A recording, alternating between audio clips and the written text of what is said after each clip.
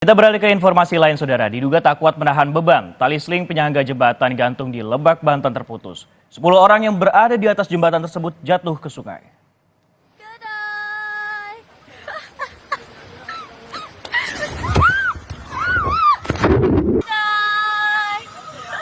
Video amatir memperlihatkan detik-detik tali seling penyangga jembatan gantung di Kampung Cigedang, Banjarsari, Lebak, Banten terputus.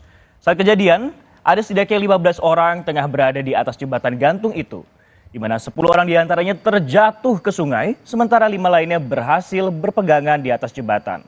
10 korban yang terjatuh mengalami luka memar. Diduga putusnya tali seling jembatan akibat tak kuat menahan beban dan juga kondisi material jembatan yang sudah lapuk. Saya juga nggak tahu kalau jembatan itu bakal jatuh gitu ya. Terus ngevideo itu juga nggak benar-benar nggak sengaja gitu ya. Terus saya udah mau pintu keluar, 2 orang di belakang tuh ada 13-an orang gitu ya. Saya udah mau pintu keluar, jatuh dari situ ya. Yang jatuh mah 10 orang, yang nggak jatuh mah 5 orang. Ada depan jatuh, belakang jatuh, ada tengah 1 orang yang nggak jatuh gitu ya. Itu korbannya 4 anak kecil, terus yang lainnya mah luka-luka biasa gitu, yang satu mah bocor kepalanya gitu.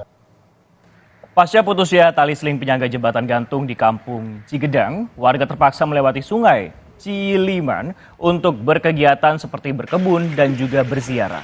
Meski khawatir terbawa arus aliran sungai, warga mengaku tak ada pilihan lain.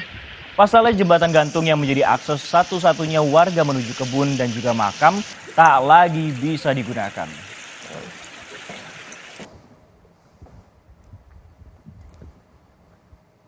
Komandan Rayon Militer dan Ramil Aradide Paniai, Papua Tengah tewas ditembak organisasi Papua Merdeka.